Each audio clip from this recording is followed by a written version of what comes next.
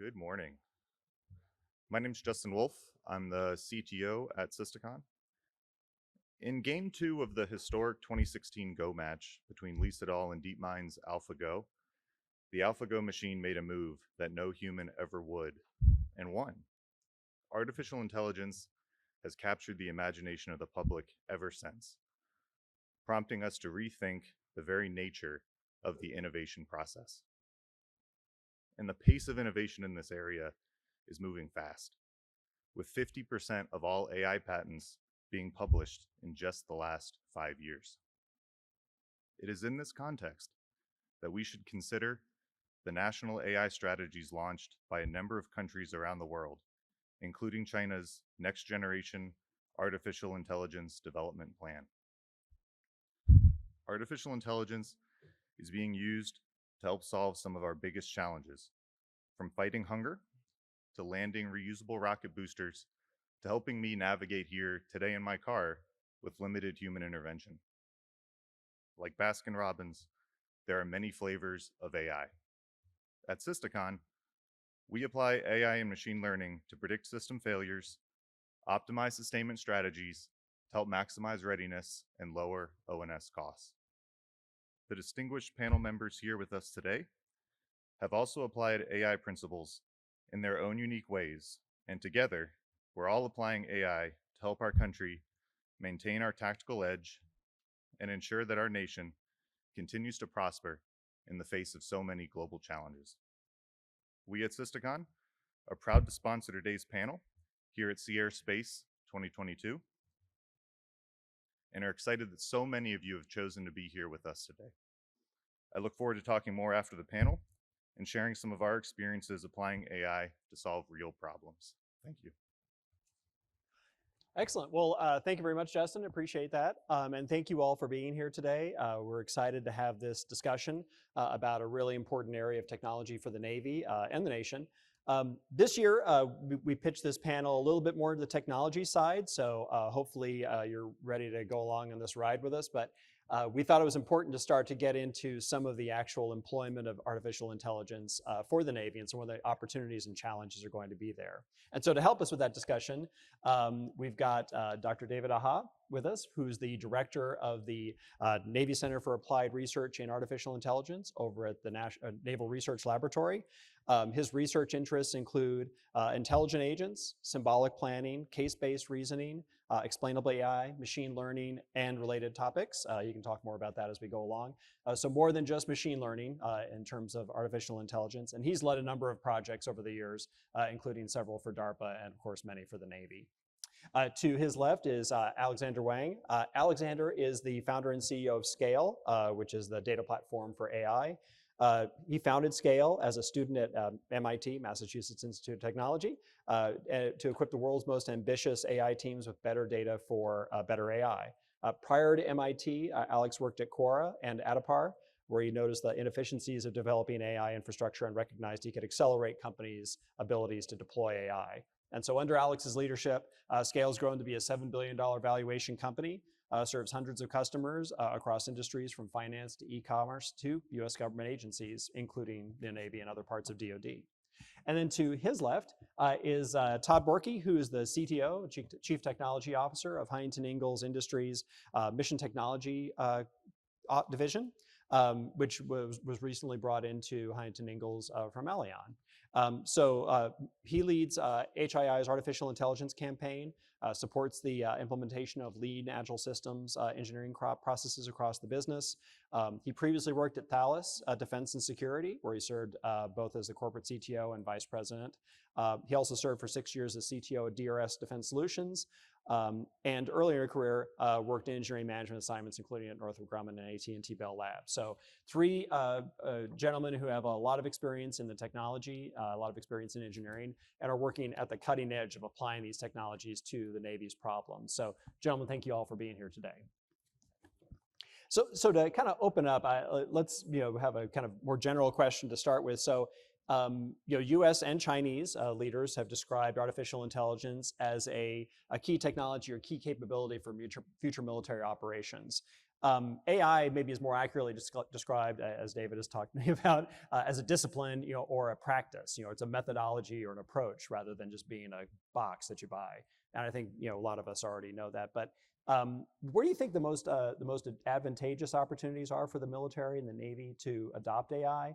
And what do we think the main challenges and opportunities are in implementing some of those most valuable use cases? Right. So David, I'll start with you. Thanks, Brian. Appreciate it. I enjoyed being here. So just as a foundation, right, from my perspective, as a researcher, I look at AI as a model-centric, not data-centric, research discipline founded on the theory and application of intelligent systems.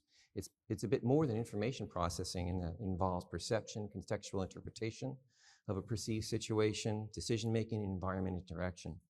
So an AI-enabled system may also need to reason about several models, both about itself, its environment, and the other actors and events that can take place in that environment. So topics in AI are not limited to machine learning that most of you might be most familiar with. It also involves things like cognitive systems, human-machine teaming, intelligent agents, knowledge representation, natural language understanding, perception, planning, problem solving, and search. So of course, others may think of it as instead being a set of technologies that can be applied, or perhaps the system itself. In terms of where it's been incorporated, I tend to divide it in terms of three categories: warfighting, personnel, or in terms of business operations. So in terms of warfighting, for space, for example, there's NRL's Virtual Mission Operations Center, VMOC, which is well known for its use of genetic algorithms to assist in scheduling satellite constellation missions. In the air, of course, most everyone here should be familiar with Project Maven and some of the success stories with respect to its use of computer vision tasks, or tackling of computer vision tasks. At the surface, there's the DART system, which you may be familiar with, from 1991. This was used for logistics purposes and saved millions of dollars when it was deployed. There's also, for example, Proteus from NRL. It's a system that's known for its work on global maritime domain awareness. It can be used for IDing and filtering maritime vessels based on some user-defined criteria, and do so in near real time. Undersea, you can talk to representatives of Task Force Turing. They're part of the Navy's undersea enterprise for AI strategy.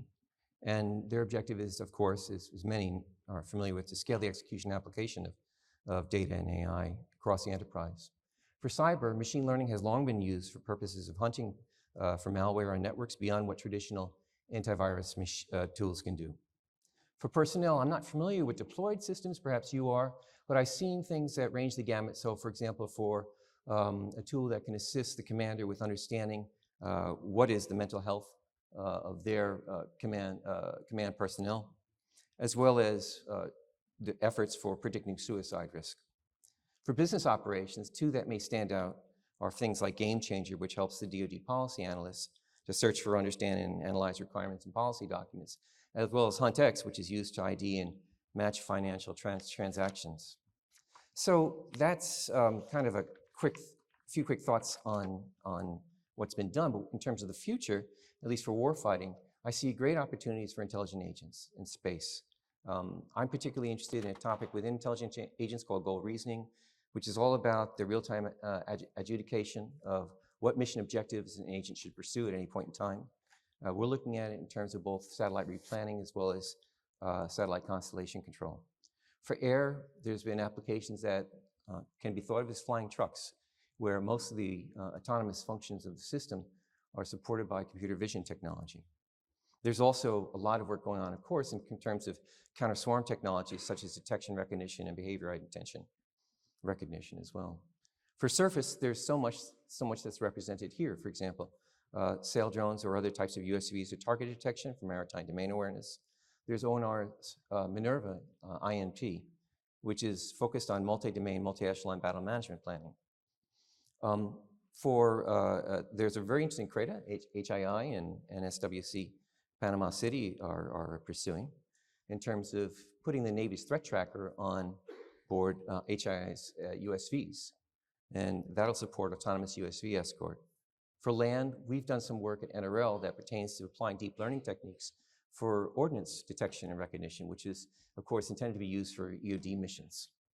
And there's also work that's going on in terms of undersea, so much, such as for sensor processing or intelligent sensor processing and sense making. for undersea control of UUVs, amongst other things, as well as for machine learning for bathymetric analysis and things of that nature. So I'll stop there. Interesting. Well, thank you for that rundown on kind of where we are, where we're going in the Navy, at least. So yeah, Alex, where do you think the best opportunities and what are the challenges and opportunities, or the challenges to getting there in terms of AI applications? Yeah, definitely. So I think it's first very useful to just start out with what is AI good at relative to humans, because I think that it is. There's a common misconception that AI is good at all the things that humans are. That's not necessarily true. So there's a few key use cases I think where AI is very useful. One is when there's incredible amounts of data that humans could simply not process. Like there's just vast amounts of data that no human could look at and hold inside their head and make reasonable judgments. And so that relates to a lot of use cases in intelligence, for example. So Project Maven-like systems or other systems that are meant to process just vast amounts of data that are being collected that humans are generally unable to, or for whatever reason, sort of inefficiently able to process. Then there's use cases where there's tasks or there's work that is either unsafe for humans to do or otherwise unnecessary for humans to do. And this leads to a lot of applications in, for example, maritime autonomy or UUV systems. A lot of these tasks, which are, again, we could have a human do them, but we probably shouldn't because it just doesn't make sense. And then the last is in systems that prevent humans from making mistakes. So humans, part of being human is making mistakes, and if you can augment a human with a machine learning or AI system, that can help reduce the potential for those mistakes. So that, again, leads to a lot of maritime autonomy use cases. And that last bucket is, frankly, today where we see a lot of benefit in the commercial realm with ground autonomy. So if you think about work that General Motors or Toyota or other large self-driving car companies are doing, that's really the bucket where we're seeing a huge amount of benefit.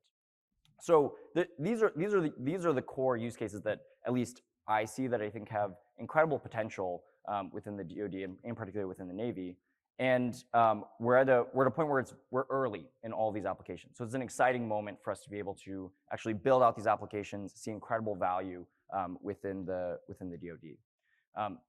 One thing that is really critical though is that historically, in terms of challenges, historically the government is used to a very one and done approach to building and buying technology. And I think this is really critical because I don't think that this way of doing things will not work for AI and machine learning. And the reason is really core, which is that AI and machine learning requires huge amounts of data, requires constant maintenance and replenishment with even more and new data. We're going to talk a lot about this, I think, later on in the panel about how you need systems that are constantly able to adapt to new situations and adapt to new ways in which the data are reflecting new circumstances. And in particular, if you look at how both the leading Chinese AI companies as well as the leading US AI companies approach AI, it's always this extremely live and real-time problem that involves, frankly, the implementation of best-in-class MLOps infrastructure and data infrastructure that enables this constant replenishment, constant maintenance using new data.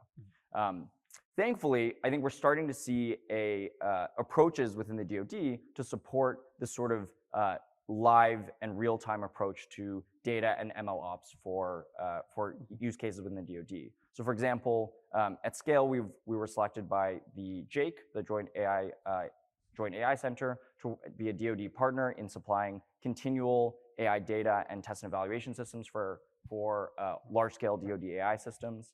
And I think that kind of work and that continued progress of the government partnering with best-in-class technology partners is going to be really critical for us to be able to actually realize many of these applications that I mentioned before: maritime autonomy, intelligence, UUVs, et cetera. Thanks, Alex. So we'll come back to some of those because there's several threads I want to pull on that discussion. So Todd, where do you think the opportunities are that we should be pursuing most aggressively, and what are some of the Sure. So we're practicing AI, and our goal is to augment humans and not replace them. So obviously, where the time from data ingest to decision is very time sensitive. So C5 ISR operations, the entire enterprise can be performed by AI. And also places, as Mr. Wang mentioned, where humans cannot scale, where population terrains, millions of daily narratives and media need to be analyzed to understand. AI is revolutionizing how we go about that. So in the ISR processing, exploitation, and dissemination realm, we're using AI to do the obvious things like recognize modulations and classify objects and images, but it also can declutter the environment, provide tipping and queuing, and maintaining custody of tracks while the operator or the analyst is doing a higher priority item.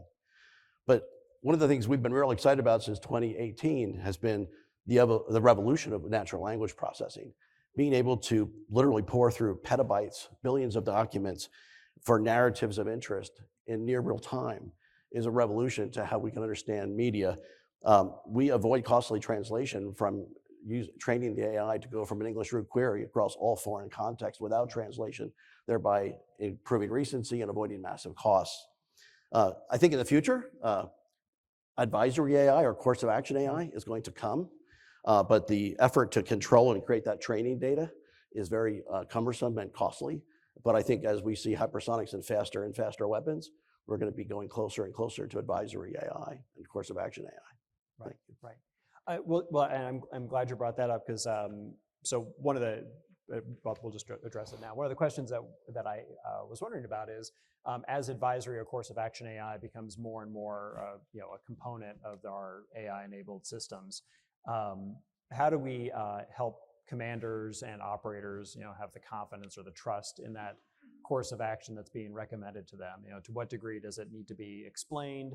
And then of course you lose some of the the recency or you get more latency if you force the machine to explain itself completely to you. So how do we figure out what that sweet spot is in terms of explaining to the commander what the course of action represents, and then to what degree does the commander have to just believe what's being presented to him as being a valuable course of action to pursue? So David, have you looked at, you've clearly looked at this in some of your work. Well, from the research perspective again. So for example, I was involved with the DARPA Explainable AI program. Yep. And in that program, my eyes were opened greatly to a number of topics that come out of social science. In particular, today's, in the academic world at least, it seems to be split in terms of explainable AI that focuses on machine learning, and that's typically referred to as interpretable machine learning, versus that on explainable agency. So the work in interpretable machine learning and explainable agency tends to differ in one key respect. It's as if those working in interpretable ML don't realize that they're delivering a system to a human. And those who are working with explainable agents, which are typically interacting in the environment in which humans also are involved, they really do need to be focused on the human. So the social scientists have ingrained in me greatly the needs for doing well-designed subject studies to test all the systems that are supposedly performing well in generating explanations of their models or their decisions at any point in time. And they emphasize, for me, lesson learned was 4 key topics that really need to be measured in order to be able to ensure that the system's performing well. The first, and these are categories, these are not specific measures. The first is that of user satisfaction, which shouldn't surprise anyone. The second, and probably the most important, is the user's understanding. Understanding and being able to get a good grasp of the mental model that the system is using to do its decision making. The third is with respect to a combination of the performance of the system and user as opposed to either just one of them on their own. Does it pay off as opposed to just the human or just the system? And the fourth is, as you can imagine, that of ensuring appropriate trust, not over-trust, not under-trust, with respect to the system's performance. And all this is biased so greatly by the experience of the users involved. They may have very high expectations of what they've seen, or very low expectations, depending on what they've seen or what they've heard about other things. So there are a huge amount of challenges here. You touched on several. So for example, different personnel's background, the abstraction level of the explanation is what you were describing just a moment ago, et cetera. And all these things still are at this point in time very much a focus of the research world. So while there are systems out there for assisting in this regard, and companies that are developing and providing tools of this type, there's so much more to be done. So Alex, how do you guys tackle this? Because clearly you're trying to field, or you do field, systems that force the user to trust, the system's recommendations and act on them. Yeah, so our thought process is always comes back to data. So in particular, one of the things that we like to say is that data is the new code. If you think about what are the inputs that define the performance of these AI systems, how they're going to behave, define how they are going to perhaps function or malfunction. It really comes down to the data that's used to train these systems. In some sense, the data that fuels these systems are really the supply chain that fuel sort of the production of these products. And so if you look at, if you take an analogy, we work at scale with a lot of these commercial autonomy companies, General Motors, Toyota, and the like. And if you look at commercial autonomy, it's very interesting. What's the relative bar? If a human gets into an accident, then we might ask them, hey, what were you thinking and how did you get into that accident? But there's also some recognition that humans are just going to make mistakes sometimes and you're going to miss things sometimes. And I think that, and I think the same is true if you look at these commercial autonomy systems, which is in some cases, we're going to need to be able to ask the question, why did that mistake happen? But at the same time, we're just going to need to be able to understand that sometimes these systems are going to make mistakes. That being said, the process by which we debug and understand why these mistakes happen will always come down to what is the data that was used to fuel these AI systems. For example, if there's an accident where a car missed a pedestrian that was walking across the sidewalk in the rain, then you might ask, was there enough data for the system of pedestrians walking across sidewalks in the rain? And if you discover that there wasn't enough data, that provides enough of an explanation for why this AI system didn't perform. So we think that in practical use cases, it comes down to having very strong foundations around data, but also having an incredible ability to go back and debug and sort of forensically understand what was the supply chain of data used to build these systems, and therefore what were the mistakes made in building the system that led to a particular malfunction. Not unlike how you might build any sort of product or any sort of piece of hardware, and you might try to understand what was the malfunction in the manufacturing process that caused that issue. Yeah, great point. I mean, and to a degree, we couldn't probably do with a human operator that would have made that same mistake. So Todd, you're feeling a lot of mission planning systems that are designed to do more than just control a vehicle, but also decide what the vehicle is going to do at any given moment. So it's Sure. It gets into there's an operator that's at the other end of that chain that has to be comfortable with the decisions that the mission planning system is making for the vehicle's operation. So durable autonomy is indeed the end state we're working towards. So right now, in a broad way, we're moving from in-the-loop systems to on-the-loop systems. I don't think it'll be a long time before we are out of the loop, right? But the on-the-loop system approach, allows you to not over-rely on the AI and keep policy compliance and keep human understanding, and really you're just accelerating decision making and augmenting the humans. To get trust in the AI, we engineer live feedback loops. When our analysts get a query returned, we give them a direct opportunity in the interface to reward the AI for an excellent return or advise the AI that a low relevance return has occurred. And we continuously refine the models in that fashion. So, where we're in the language business, where we're looking at 50 million documents per day, we are constantly refining models and really increasing the signal to noise ratio, if you will, every day that the thousands of analysts are operating for thousands of hours on the systems. So, something you brought up earlier, Todd, was interesting to me, and it kind of relates to this, but not completely. It seems like we're essentially transitioning from AI being used a lot for image recognition, target recognition, to stepping back and getting more of the context of what's happening. So it's not just strictly saying that's a tank or a ship, that's actually a tank and a ship, and here's what it seems to be doing, and then I can maybe have custody of that or track it over time. Because that would be important for the operator to be able to feel more comfortable with the system if it is feeding back to him an explanation for what he thinks the enemy is doing that meets up with what the operator thinks should be happening. One of the, I think, breakthrough events for us in 2019 was we started deploying what we call hierarchical AI, or some people call in the commercial space course defined. So imagine a deep learning environment where natural language processing is bringing narratives at scale from millions of documents generated hourly, to then, in combination, we apply machine learning models to detect bots, to detect sentiment, polarity, bias, education. We can distill after the deep learning takes place with machine learning and hierarchically get the most rich returns to really increase, the efficiency and the signal to noise for the analyst of what they're looking for. So you can run at scale with massive queries that run we call them cron jobs, that run every hour or every minute of the day, but then also tipping queue the most rich contents to the analyst at the top of their work queue.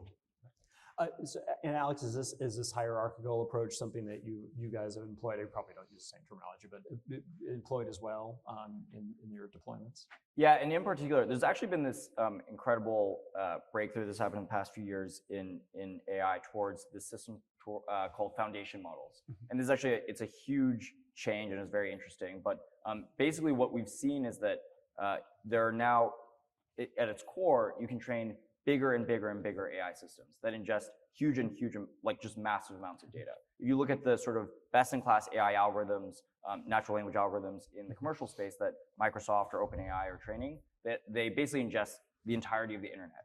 And they ingest the entirety of the internet, and then they build these great AI systems that can understand human language very effectively.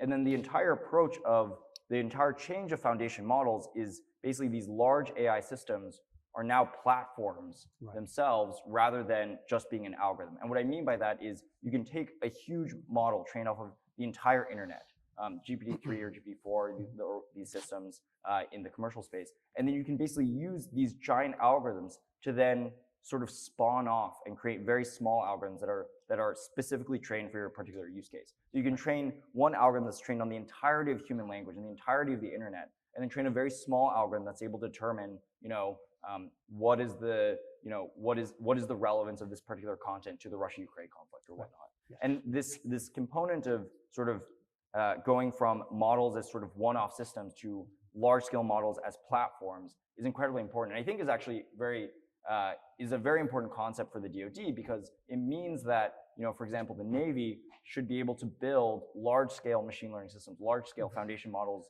themselves, and then utilize these large AI systems to fine-tune it, so to speak, or basically, rejigger it to be specifically useful across, the million different applications that the Navy has. Right. Which makes a lot of sense. So, David, is this something that you've seen people working on, this idea of having large-scale AI systems that feed AI systems that are designed for particular mission applications? Perhaps less so. Perhaps less so than Todd and Alex have found. But I certainly see when they talk about machine learning, because you're talking about machine learning systems, not other types of AI systems, for the most part in your discussions. I certainly see the advantage of using hierarchical abstractions in order to be able to do that. I certainly see the point of focusing the training to make it more of a personalized nature. These topics do go back in AI at least 30 years. And really what we've seen over the last 15, 20 years, leaders in DARPA and elsewhere have been really pushing, as you well know, this notion that we've gone to this third wave. And this third wave is all about contextualized AI. And the idea is to be able to say, okay, we've made so much progress with respect to the first wave in terms of manually engineered, if you will, at the very first time period, expert systems, or with respect to purely data-driven systems, which are so popular today. And now we're at the point where we need to understand how we can apply constraints of all types in terms of models to those data-driven systems in order to be able to outperform what we can do today, both in terms of trying to achieve objectives in terms of with respect to personalization, but much more so.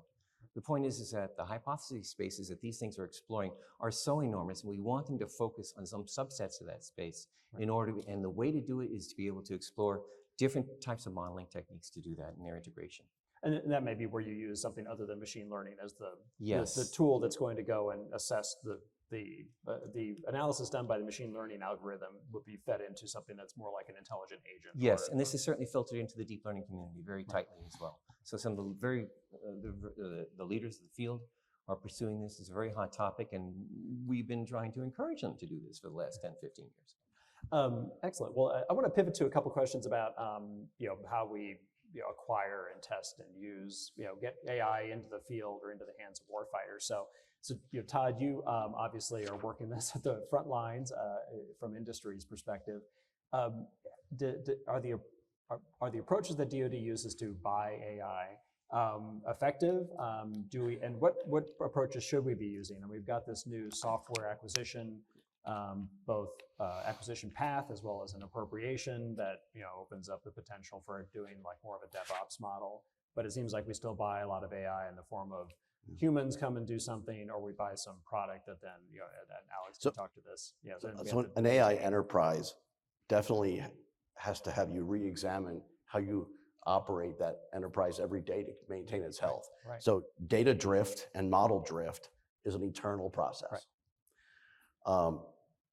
And curation of the training, test, and validation data to support management of that drift is an ongoing daily exercise, and it will last forever. But big data to do big systems is hard to obtain, and it's expensive to obtain. So I truly believe the way we accelerate AI adoption in the future is going to come when we create synthetic data of high quality. So physics-based models, which we use today to do LVC environments, those physics-based models can be parallelized and operated in high-performance compute environments to literally generate the billions, if not trillions, of data points needed to train gaming engines, complex systems, all domain operations. So synthetic data is kind of a key, I think, to the really rapid confidence development that complex AI will need in the future. And certainly certain environments today are familiar with these conditions. Space and submarines are constrained environments where virtualization is something we already depend upon well. Well, AI is really going to benefit by the rate at which we can do physics-based model synthetic data creation at scale. We will have to do it to model our enterprise and then understand how it's going to perform against adversarial AI. And that's how we could get through this testing challenge of how do I test an AI system, an AI military system that's supposed to be able to deliver different responses in different conditions. So synthetic data is going to have to be the way that we assess that, rather than our traditional approach, which is we have a set of we can't afford all the range time. Right. And the KPPs are hard to define if the system's outputs are supposed to change. So Alex, what do you think in terms of how should we be buying AI as a department? Yeah, I first of all, I totally agree with some of the things that Todd said around, hey, data drift, model drift are continual problems. The way that these AI systems, if you leave them just to rot, they will rot and they will become useless. And so they require a constant replenishment, constant maintenance. And I think that needs to be built into how we think about building and buying these AI systems, rather than sort of hiring a team to build an AI system and then once you have it, you're done. You need to think about this constant maintenance and constant life cycle to which these AI systems will continually improve. So that's one.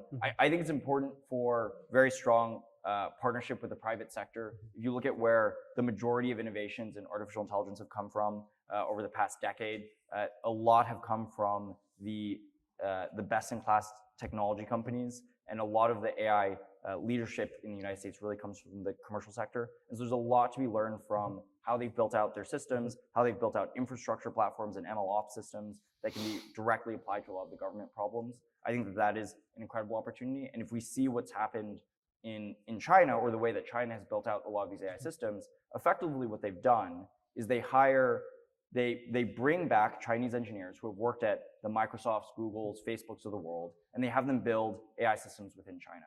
And I think that that's some form of of private partnership, or at least learning from the best practices from the private sector. And I think in the United States we need to do something similar in making sure that we work very closely with the best-in-class technologies and utilize a lot of the best-in-class technologies from the commercial sector.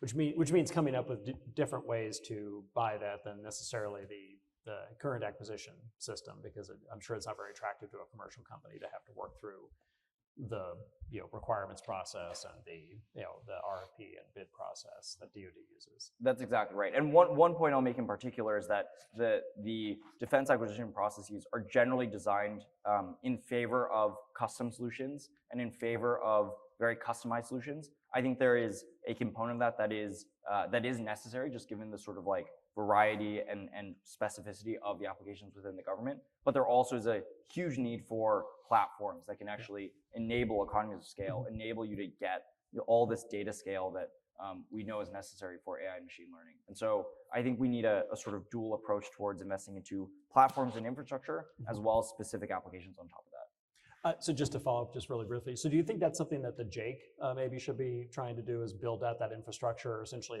the sandbox that others can use to be able to then develop their AI solutions through whatever their approach is going to be? I think they're working on it, and I think that they've launched a number of sort of standards and a number of approaches to building out these platforms. I also think that each service, so the Navy in particular, for example, should be thinking about building their own platforms, because the Navy data sets and the Navy problems are different from the problems that the other services face. And so there are naturally different platforms that need to be built to flexibly solve all the data challenges related to undersea data or maritime data, et cetera. So David, are you working on that since this falls into your job jar? So when you're talking about this, I think about the wild, wild west right now that we're in regards to test evaluation, validation, verification of, in particular, autonomous systems, unmanned autonomous systems, and how I get berated by some experts on this topic within NRL and elsewhere as to where we are in that. They keep reminding me that two things really need to be pushed. First of all, that when testing is done, it should be for the entire system, not just for the AI component, typically not just for the ML component. Right. And second, equally key is that the test and operational environments have to match identically.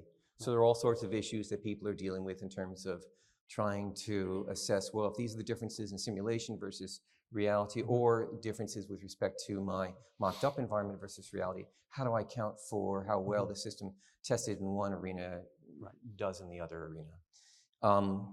And there's a lot of work that's going on in terms of trying to bound the possible errors that the system can do and use that as a basis for testing and being able to say, well, we can confirm that at least with respect to this bounded error, we can guarantee the performance of the system.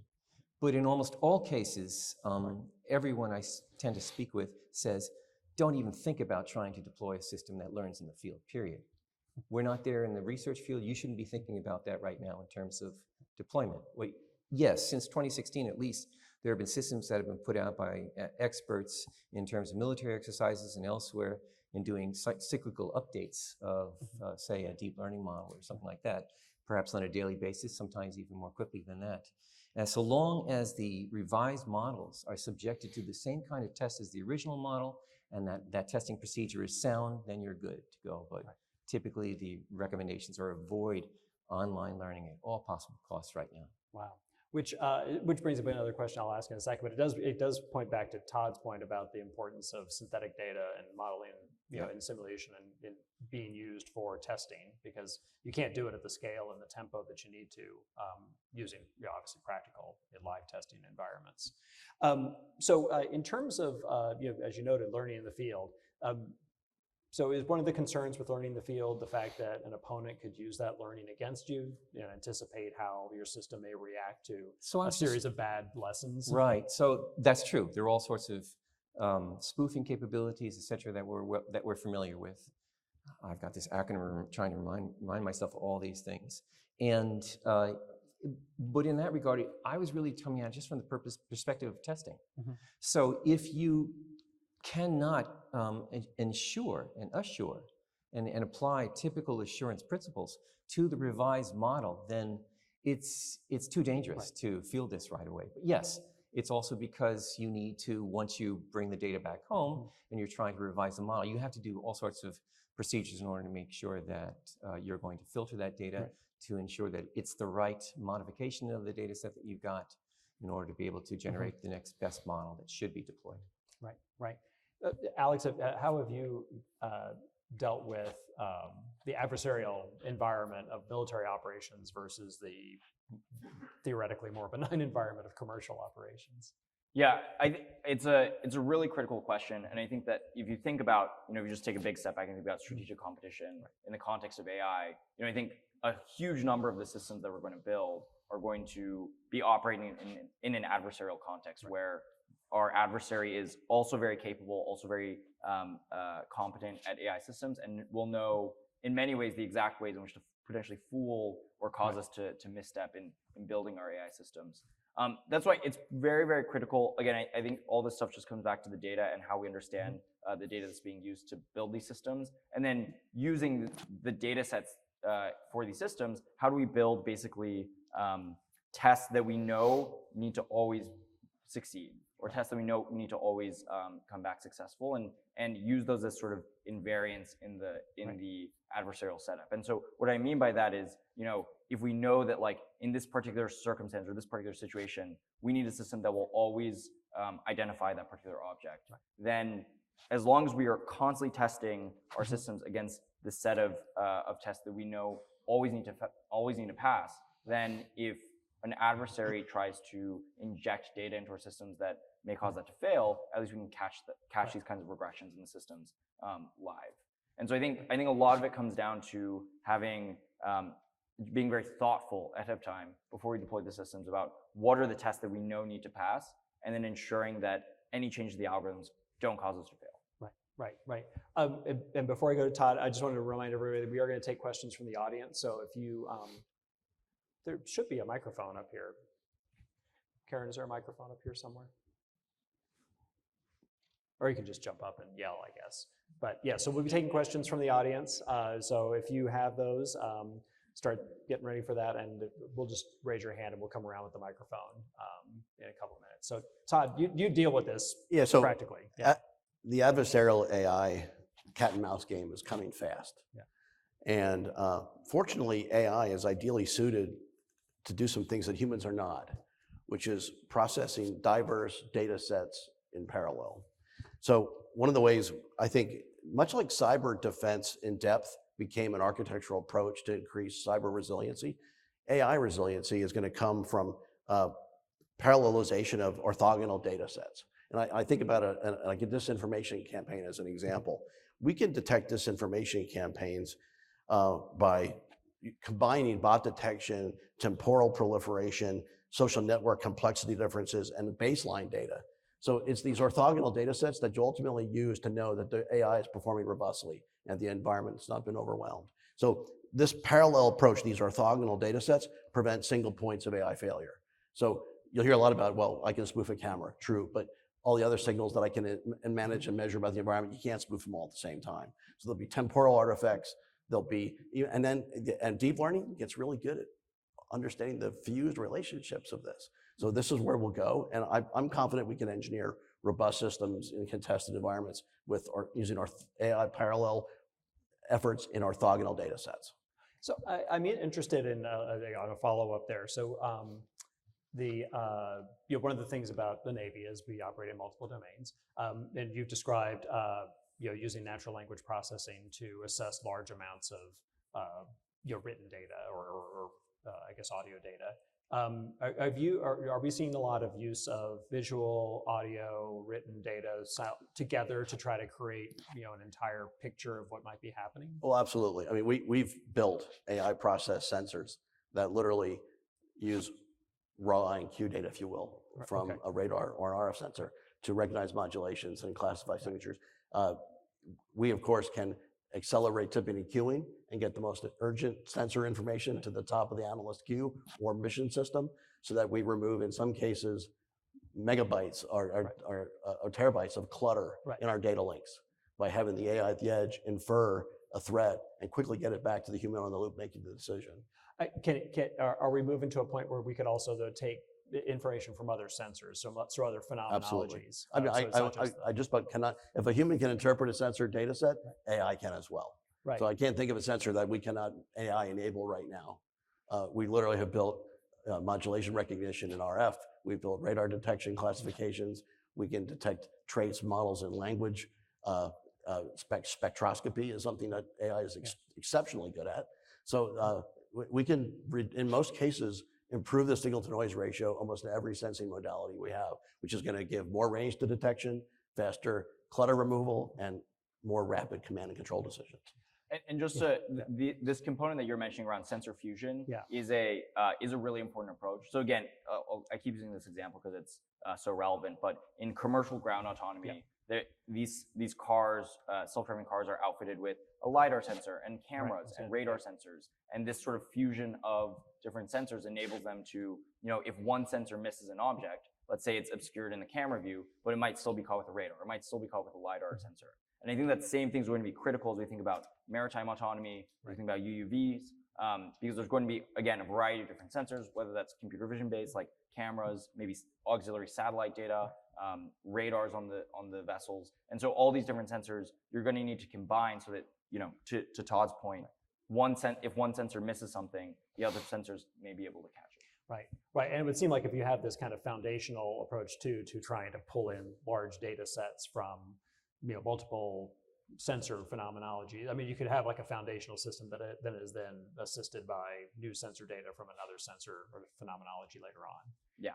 So David, how successful are we in the Navy at pulling together this sort of multi-domain, multi-sensor type of AI analysis? So it's quite common in certain applications where, as you both explained, the importance of multisensory data as well as multiple information sources is typically used, for example, with respect to global maritime domain awareness and things of that nature.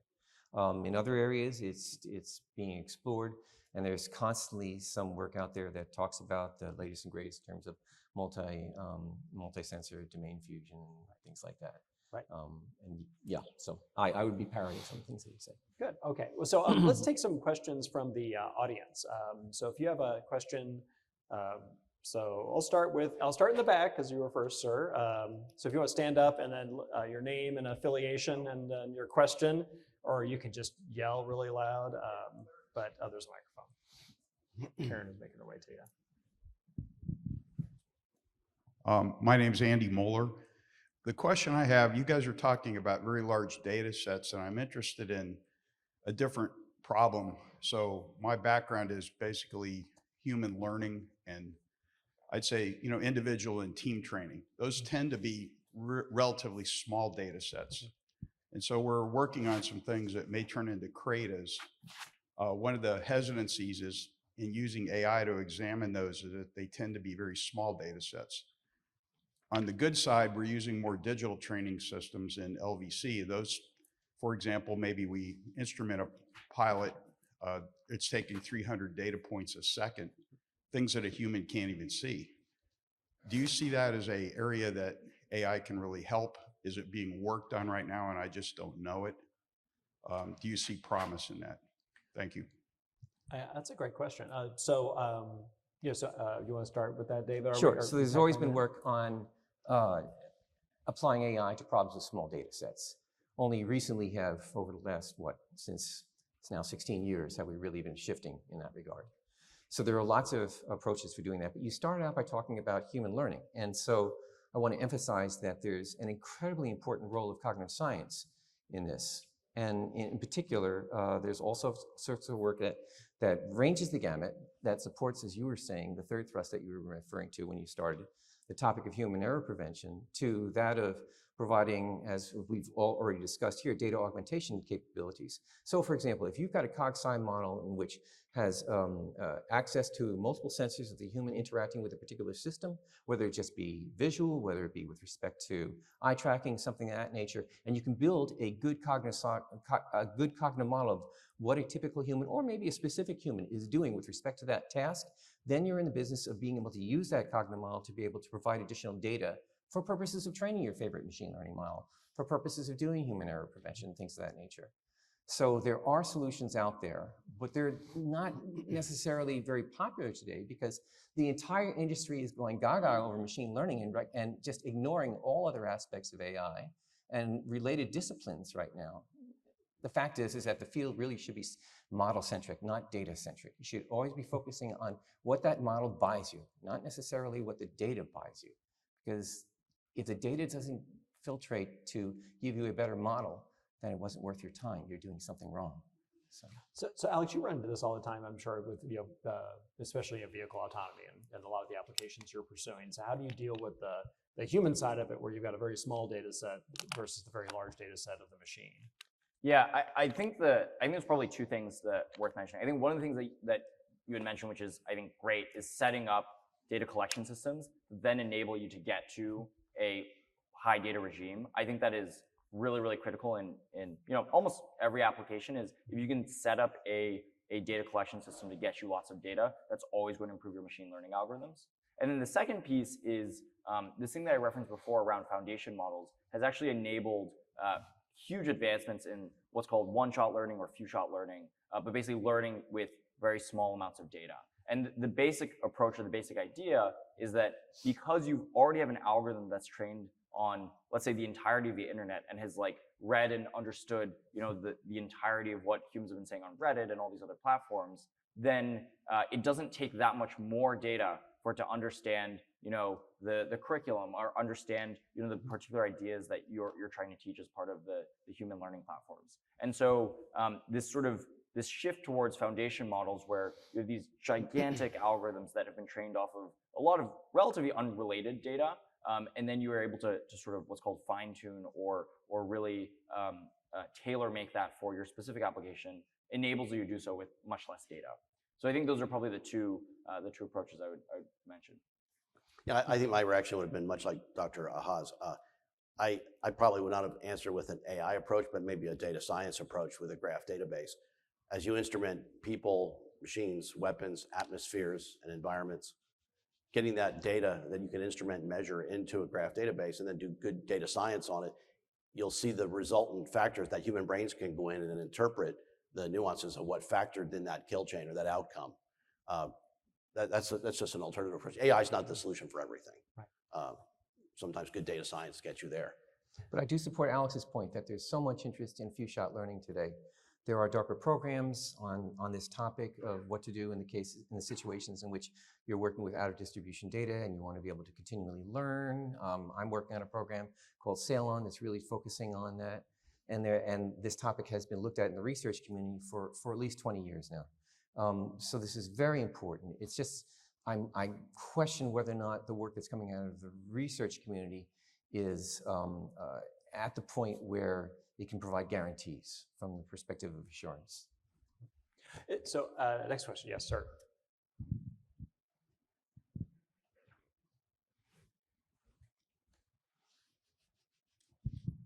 Thank you. I am Alex Moseson with SFL Scientific, which develops custom AI algorithms and architectures. So a question for Todd.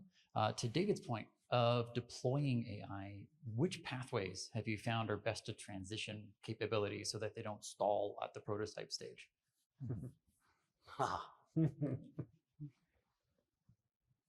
Well, I love serving the combatant commands because they have real problems. They're in harm's way, and they're trying to get outcomes immediately. AI has been commercially matured by folks like Mr. Wang in Silicon Valley for quite some time now. There's a reason NVIDIA, Amazon, Microsoft, their market cap is worth all of that of the entire country of Japan. Because the world understands that, the financial markets understand that those people are going to exploit data more than any other companies on earth. So I'm trying to learn from Silicon Valley, reapply those skills, train them, and deploy them in an environment where we can control and understand our military environment. So clearly C5ISR, the information operations space is a great place where language processing has created enabling capabilities that just didn't exist before 2018. So the answer is I tend to know where I try to minimize risk because I have bosses and shareholders. So I tend to take AI and practitioner it in a way I know it can apply successfully under control. Thankfully, there's a very robust supply chain that's now helping in our market sector that have come in and are bringing the technology to us. What the companies in California have done with AI, it's been literally a revolution in 3 to 5 years. So we're surfing that wave. I don't know if that answers your question, but that's how we come at it managerially. Other question? Yes, sir. Great question. Thank you. Nanda Ramanujan from HII. In my 15 seconds with the mic, I'd like to actually pack in 2 questions. One's for David and one's for Alex. So the first question is about what Alex had mentioned earlier, that a lot of the problems that we're dealing with are domain specific. So the models have to be domain specific, right? So at the same time, DoD wants jointness, interoperability. We've got so much data, proliferation of models. What's your vision on how this might work together? That's the first question. The second question is for Alex, and that is with regards to what you talked about, the importance of data, the integrity of the data. So, you are receiving data from your clients, and there's a data pipeline. How do you check what are your approaches to checking the integrity of that data, the quality of the data, of the data pipeline, the supply chain? Thanks. So if I go first, another great question. So two things pop into my mind, modularity and communication. So yeah, there's this tension. You've got so many specific personalizations that need to take place that yet you want to support everyone. So you need to be able to have a way in which you can build modular models, recognize how they can be used for similar situations across the enterprise, and be able to make sure that these are brought to the attention and made easy to find by others. So one of the key research efforts that I see going on in NRL today is trying to address it from the perspective of saying there are all these solutions out there, but there's no way in order to be able to bring them to acquisition folks in order to be able to ensure that they're looking in the right places for the solutions that we have.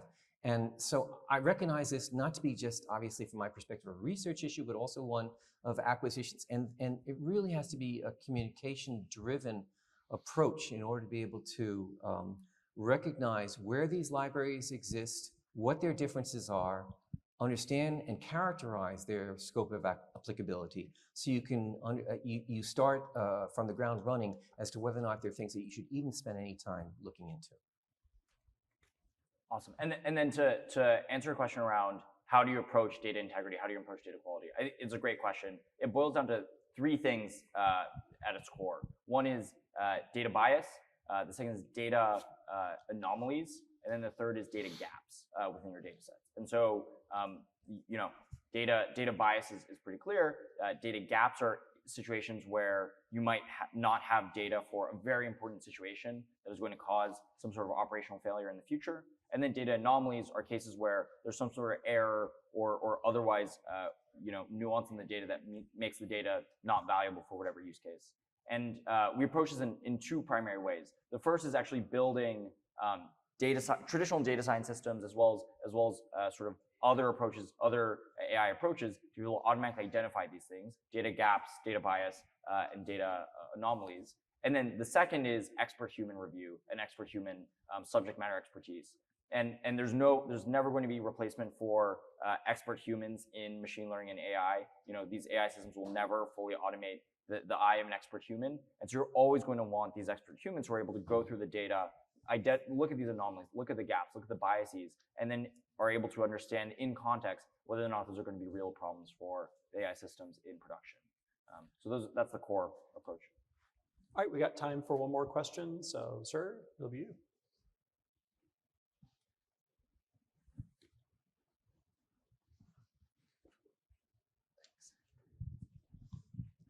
Ray Compton, fellow with LMI. Had the pleasure of on the Army Science Board where we addressed this. So you've talked about hardware and software, and we've looked at supply chain resiliency and supply chain with this. How do we now look at adding data, especially looking at AI and applying that also to a supply chain resiliency and a supply chain risk model? Yeah, I was thinking about that too. It's a great question. So, Alex, why don't you start in terms of the supply chain associated with AI? Obviously, data is a big part of it. Yeah. And so I think yes, first is the supply chain for AI, and then there's this other part about AI for supply chain. So they're both fun and interesting to talk about. I think for the supply chain for AI, a lot of that, again, fundamentally comes down to the data used to fuel and build these AI systems, and how do you understand the sort of provenance of that data, how do you understand the integrity of that data, whether or not there's any sort of adversarial intentions of those data sets, et cetera. And again, is building these tools that I just mentioned to be able to understand and audit all of that, and at least understand where all your risk vectors are. Right. Then for AI for supply chains, which is another very interesting area. So we work very closely with Flexport, which is one of the largest freight forwarders in the world. They do a huge amount of work in basically enabling global trade, and is a huge part of, I think, a lot of the work we do with them is identifying what are these failure points, where are the gaps in the global supply chain. And what you notice is in global trade, very little of that data has come online before. Most of that data is still in forms and paper documents that are like at these docks or at these ships or these ports. And so a lot of the risk, a lot of our understanding of risk of the global supply chain is, frankly, today impossible to analyze, because a lot of that data just does not exist in a digital format. And so there's sort of this two-step process I think is really necessary. First is we have to digitize and understand where are all the parts coming from, how are those parts being transported across the world, what is the delays in these parts being transported and manufactured in various fashions, what are the regions in which these parts are coming from, and therefore, where do we have supply chain risk? Obviously, the Russia conflict is creating a lot of questions around various forms of supply chain risk associated with materials that might only be sourced in Russia. And so that entire mapping exercise is one that is actually not super feasible today. And so first we have to digitize all this data, get it into a format which we can do machine learning and do AI on top of it, and then we can actually assess our risks. So Todd, you probably deal with this too in terms of the data, the supply chain for the Well, AI you're using. I go right up to after operational readiness and lethality management. What's really exciting about operational readiness today in a big data environment where we have AI MLs, now we can do predictive placement of spares and goods and people and skills and training. So we have it at the point of need in advance of the time of need. But you don't have to travel much today before you learn that in our future conflicts, logistics are going to be contested. So we're literally going to build a digital twin of the entire enterprise. We're going to fight the platforms with people, we're going to fight with weapons, and we're going to have to be able to recover from losses in logistics and contested logistics. So digital twins of the entire enterprise or the entire AOR that consult physics-based models to run the high rep rate iterations to understand what is the optimum course of action at that time. We will start to engineer by combining AI ML models with digital twins, literally of the entire enterprise. That's where we're going next. And it's a big, big data problem, but it's engineerable today, and we need it. So David, I'll give you the last word, but obviously solving supply chain issues is not necessarily your job, Right. but what about the supply chain for the AI systems? Well, that I'm you're reminded of using? iCodes, which was used worldwide for purposes of supporting logistics between different types of terminals and things of that nature. And it uses nothing for machine learning at that time which it was developed.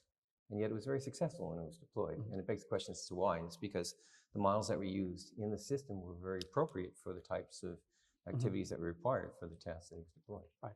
But as things become more complex and more It depends upon the application, I believe. So for the applications which are changing quickly and for which you cannot pre-prepare for them, yes, there's going to be a role for machine learning.